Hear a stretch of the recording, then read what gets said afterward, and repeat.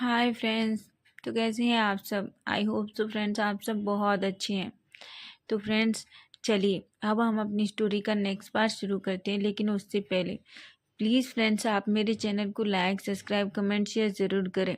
Views तो इतना अच्छा आता है, पर पता नहीं आप लोग क्यों मेरे चैनल को सब्सक्राइब नहीं कर रहे। अगर आपको मेरी स्टोरी पसंद आ रही है तो प्लीज़ आप मेरे चैनल को सब्सक्राइब करें, तभी तो आपके पास मेरी वीडियोस का नोटिफिकेशन जाएगा। तो प्लीज़ फ्रेंड्स मेरे चैनल को सब्सक्राइब करिए। तो चलिए फ्रेंड्स हम ज़्यादा बात नहीं करते और अपनी स्टोरी आगे बढ़ाते हैं। हमने लास्ट पार्ट में देखा था कि वांग जी को उस लड़के की बात पे इतना गुस्सा आ जाता है, इतना गुस्सा आ जाता है कि वो पूरा गुस्सा अपना विंग के ऊपर उतार देता है। वो विंग को इतनी तेज पुश करता है कि विंग जाके दीवार से लगता है और उसके सिर पर चोट आ जाती है। जब भी वहाँ जियांगचेंग और सिचेन दोनों आ जाते हैं। सिचेन बहुत जोर से वांग जी के ऊपर चिल्लाते हैं, लेकिन वांग जी गुस्से में कहाँ सुनने वाला था। वो वहाँ से गुस्से में चला जाता है और बेचारा विंग, उसकी तो आंखों से आंसू गिर रहे थे, उसके सिर पे बहुत चोट लग गई थी। तभी सिचेन और जियांगचेंग बक्के विंग के पास जाते हैं और विंग को उठाने लगते हैं। तभी वो देखते हैं कि विंग के सिर पे ज़्यादा चोट लग गई है। वो जल्दी से दोनों विंग को हॉस्पिटल लेके जाते हैं और डॉक्टर के पास ले जाते हैं। डॉक्टर विंग को देखता है, उसको वेंडेट करता है। थोड़ी देर विंग ऐसे ही हॉस्पिटल में होता है। सिचेन को वांग जी के ऊपर बहुत गुस्सा आ रहा था, बहुत गुस्सा आ रहा था, लेकिन वो इस टाइम कुछ भी कहना नहीं चाहते थे। जियांगचेंग को भी वांग जी के ऊपर बहुत गुस्सा आ रहा था, लेकिन इस टाइम वो सिर्फ विंग को देखना चाहते थे, विंग के ऊपर अपना पूरा ध्यान देना चाहते थे। थोड़ी देर बाद दोनों विंग के पास जाते हैं। विंग से पूछते हैं आखिर ये सब हुआ कैसे, क्या हो गया, वांग जी को इतना गुस्सा क्यों आया। तभी विंग के सब कुछ बता देता है अपने गगा को कि क्या हो गया था, किस वजह से वांग जी को इतना गुस्सा आया। ये सुन के सिचेन और जियांगचेंग दोनों शॉक हो जाते हैं। वो कहते हैं क्या, जब उस लड़के पर गुस्सा था तो वांग जी ने तुम पर गुस्सा क्यों उतारा। लेकिन विंग कुछ भी नहीं कहता। तभी विंग जियांगचेंग और सिचेन से कहता है गगा मैं चाहता हूँ आप ये सब बात घर में किसी को ना बताएं, प्लीज़ गगा। तो जियांगचेंग एकदम शॉक हो जाते हैं और हो जाता है और कहता है क्या तुम चाहते हो मैं ये सब किसी को ना बताऊं। तो विंग कहता है हाँ मैं आप दोनों से चाहता हूँ कि आप दोनों ही अपने घर पे जाके कुछ भी ना बताओ कि ये सब क्या हुआ। सिचन का आप भी प्लीज़, और जियांगचेंग का आप भी। मैं नहीं चाहता मॉम और आंट को पता चले और वो दोनों परेशान हो जाएं। और गग्गा मैं ये भी नहीं चाहता इस वजह से कुछ भी हो और आपकी शादी में प्रॉब्लम आ जाए। घर में कितना अच्छा माहौल है, आप दोनों की शादी होने वाली है। प्लीज़ गगा आप दोनों मुझसे प्रॉमिस कीजिए कि आप ये सब किसी को नहीं कहेंगे। पहले तो सिचेन और जियांगचेंग दोनों एक दूसरे को देखने लगते हैं, लेकिन विंग के ज़्यादा जिद करने पर बेचारे कुछ भी नहीं कहते और दोनों प्रॉमिस कर देते हैं कि ठीक है हम किसी को नहीं कहेंगे। फिर वो दोनों विंग को लेके घर आ जाते हैं। जैसे ही जियांगचेंग मैंने अपने मेंशन में अंदर विंग को लेके पहुंचता है तो वो देखता है लिविंग एरिया में मैडम यू बैठी थी। वो जैसे ही विंग को देखती हैं वो तो घबरा के एकदम से उठती हैं और बोलती हैं विंग बेटा क्या हुआ तुम्हें। विंग अपनी मॉम की तरफ देखता है, एक छोटी सी स्माइल करता है।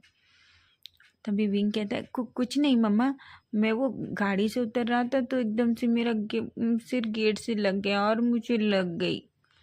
तभी उसकी मॉम देखती है जियांगचेंग की तरफ। जियांगचेंग बेचारा क्या कहे, उसे तो कुछ समझ नहीं आ रहा था, इसलिए वो भी छोटी सी स्माइल कर देता है। तभी उसकी मॉम डांटने लगती हैं, बोलती हैं विंग बेटा तुम देखकर कोई काम क्यों नहीं करते, देखो तुम्हें चोट लग गई। वो बहुत वरीड हो जाती हैं विंग के लिए। तभी विंग कहता है मम्मा देखो ना मैं बिल्कुल सही हूँ, कुछ भी तो नहीं हुआ मुझे, देखिए आप, ऐसा कहता है और एक स्माइल करता है। तभी मैडम यू कहती हैं अच्छा कोई नहीं, जाओ तुम अपने रूम में रेस्ट करो, मैं तुम्हारे लिए कुछ खाने को भिजवाती हूँ, ऐसा कहती हैं। तभी जियांगचेंग विंग को लेके उसके रूम में चला जाता है और सिचेन भी वहाँ से मैडम यू को वो करके अपने घर को आ जाते हैं। सिचेन इतना गुस्से में थे, इतना गुस्से में थे, वो तो बस अब इस बारे में वांग जी से बात ही करना चाहते थे। जैसे ही घर पे आते हैं तो वह अपनी मॉम को देखते हैं। वो अपनी मॉम से पूछते हैं मॉम वांग जी कहाँ हैं। तो उसकी मॉम बोलती है पता नहीं क्या हुआ है सिचेन, जब से वांग जी इतना गुस्से में आया जाके अपने कमरे में चला गया, उसे इतना क्या हो गया, इतना गुस्सा क्यों आ रहा था, कुछ हुआ है क्या। सिचेन अपनी मम से कुछ भी नहीं कहते, वो सीधा वांग जी के कमरे में जाते हैं। वो वांग जी के कमरे को नॉक भी नहीं करते, वो सीधा वांग जी के पास जाते हैं। वांग जी अपने बेड पे बैठा हुआ था, उसकी आंखें एकदम रेड थी, उसे बहुत गुस्सा आ रहा था, उसकी हाथों की मुट्ठियाँ एकदम बिछी हुई थी। तभी सिचेन उसके सामने जाते हैं और कहते हैं वांग जी। वांग जी अपने ब्रदर की तरफ देखता है। तभी सिचेन कहते हैं वांग जी, इस बार तुमने सच में हद कर दी, तुमने ये अच्छा नहीं किया, तुम जानते हो विंग को कितनी चोट आई है। तो वांग जी कहता है ब्रदर, आपको उसकी चोट दिखती है, आपको मेरा दर्द नहीं दिखता, उसकी वजह से मैं 10 साल अपनी फैमिली से दूर रहा। तो उसके ब्रदर कहते हैं वांग जी।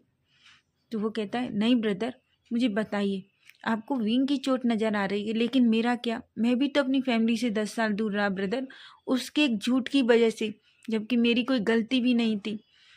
तो उसके ब्रदर कहते हैं वांग जी तुम सच नहीं जानते हो। तो वांग जी कहता है ब्रदर, मैंने उससे कितनी बार जानना चाहा, उसने मुझे सच बताया, कोई सच नहीं है ब्रदर, उसकी वजह से सब कुछ हुआ। तो सिचेन कहते हैं नहीं वांग जी, तुम सच नहीं जानते हो, तुम क्या समझते हो, इन 10 सालों में सिर्फ सफ़र तुमने किया है, उसने नहीं किया। वांग जी उसने भी बहुत सफ़र किया है, तुम विंग के बारे में कुछ नहीं जानते, उसने अपनी जैसे तुमने सफ़र किया है, उसने भी बहुत सफ़र किया है, पता है तुम्हें, क्या तुम सच में सच जानना चाहते हो। तो वांग जी अपने ब्रदर से कहता है हाँ ब्रदर, मैं सच जानना चाहता हूँ, आखिर उसने उस टाइम झूठ क्यों बोला जिसकी वजह से मुझे आप सबसे दूर जाना पड़ा। तो सिचेन कहते हैं अच्छा, अगर तुम सच में सुनना चाहते हो तो सुनो। ऐसा कहता है। फिर हमें 10 साल पहले का एक फ्लैशबैक दिखाया जाता है। यहाँ हम देखते हैं कि स्कूल में सभी बच्चे विंग को कुछ बच्चे विंग को मिलकर बुली कर रहे थे। विंग सबका बहुत प्यार लाडला था, लेकिन वांग जी विंग के लिए कुछ ज़्यादा ही पॉजिटिव था। वो उसे बिल्कुल बर्दाश्त नहीं होता था अगर विंग को कोई परेशान करता था। उनमें एक लड़का था जो विंग को बहुत परेशान कर रहा था। विंग को एकदम से वो पुश कर देता है। तभी वांग जी अपनी क्लास से आ रहा होता है। वो विंग को जब देखता है कि लड़का उसे परेशान कर रहा है तो उसे बिल्कुल अच्छा नहीं लगता। वो आता है और विंग को पास आके खड़ा हो जाता है। तभी वो लड़का वांग जी को देखता है और विंग को वांग जी के सामने ही पुश कर देता है, जिससे विंग गिर जाता है।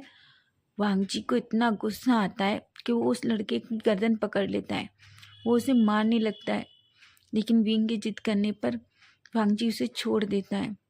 तभी उस लड़के को गुस्सा आता है।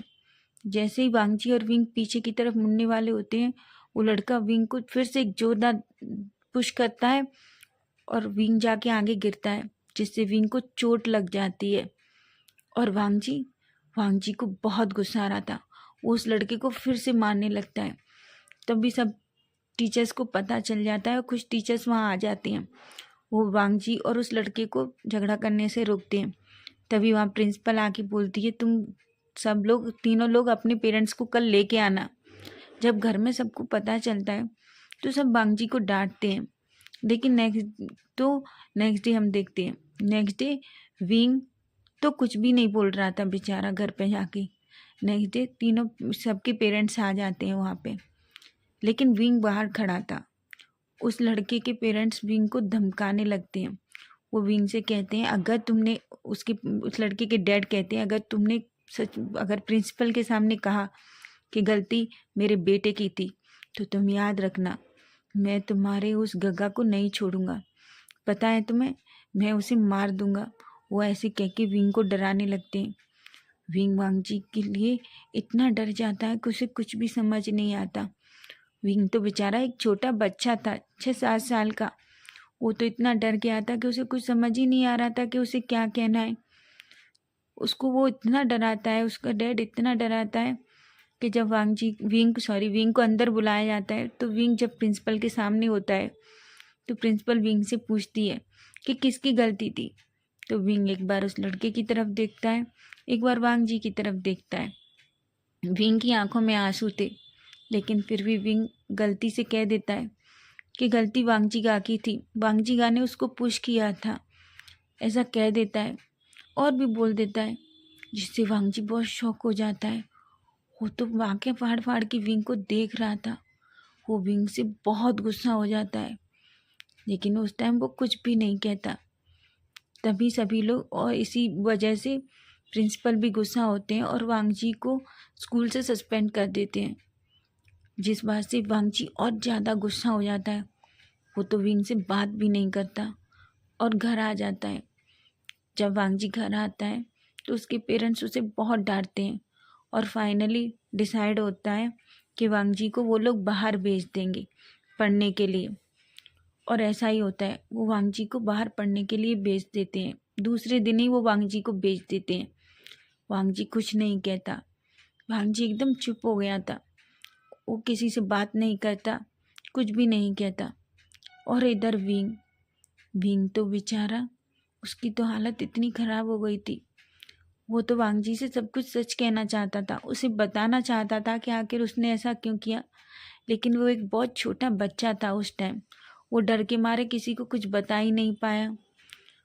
जब उसे ये पता चला कि वांगजी चला गया है तो विंग भी बहुत बहुत रोया। वो बहुत रोया। इस वजह से उसे महीनों तक फीवर भी रहा। उसने स्कूल जाना भी छोड़ दिया। उसने भी बहुत सफ़र किया। अब हमें प्रेजेंट का सीन दिखाया जाता है। सिचेन वांगजी से कहते हैं, वांगजी तुम्हें सिर्फ अपनी परवाह है, पता है तुम सामने वाले की बात कभी नहीं सुनते। तुम्हें लगता है ना कि सिर्फ सफ़र तुमने किया, तुम्हारी वजह से विंग भी सदमे में चला गया। पता है उसने स्कूल जाना छोड़ दिया, सबसे बात करना छोड़ दिया। हमें तो 2-3 महीने बाद पता चला, जब विंग ने हम सबको बताया कि आखिर क्या हुआ था, उसने क्यों ये सब झूठ बोला। हम सब तो बहुत शौक हो गए थे। हमने तुम्हें कॉल भी किया, पर तुम तो अपने गुस्से की वजह से हम लोगों से बात करना भी बंद कर दिया था। तुमने 2 साल तक हम लोगों से कोई बात नहीं की। तुम्हें ये सब पता है ना, फिर तुम दूसरों पर ब्लेम कैसे दे देते हो जब तक तुम्हें कुछ पता नहीं होता। मुझे आज तुम्हें सच में एक चांटा मारने का मन कर रहा है, पर वांगजी मैं तुमसे कुछ कहना भी नहीं चाहता। वांगजी की आंखों से आंसू गिरने लगते हैं जब ये सब कुछ सुनता है। वांगजी की आंखों से इतने आंसू गिर रहे थे। सिचेन कहते हैं, ये आंसुओं का कोई मतलब नहीं है। तुम जानते हो आज तुमने सच में विंग को बहुत ज़्यादा हर्ट कर दिया, बहुत ज़्यादा। मुझे लगा था समय के साथ सब कुछ सही हो जाएगा, लेकिन वांगजी तुम तो अपने दिल में कितना सारा गुस्सा लेके बैठे हो, मुझे नहीं पता था। ऐसा कह के गुस्से में सिचेन वहाँ से चले जाते हैं। इधर हमें विंग की साइड का सीन दिखाया जाता है। जियांगचिंग विंग को उसके रूम में छोड़ते हैं और उसके सिर पे हाथ फेरते हैं और कहते हैं, विंग अगर तुम्हें किसी चीज़ की ज़रूरत हो तो मुझे बता देना। विंग भी अपने गग्गा से ओके कहता है और जियांगचिंग वहाँ से चला जाता है। विंग अपने रूम में बैठ के बेड पर जोर जोर से रोने लगता है। उसकी आंखों से तो आंसू गिर रहे थे। वो मन में सोचता है, शायद मेरी उस गलती की वजह से वांगजी गग्गा ने मुझे अब तक माफ़ नहीं किया, लेकिन अब मुझे लगता है मुझे उनसे बहुत दूर होना चाहिए। अब चाहे कुछ भी हो जाए, ना मैं गग्गा के सामने आऊँगा, ना उनसे बातें करूँगा बिल्कुल भी।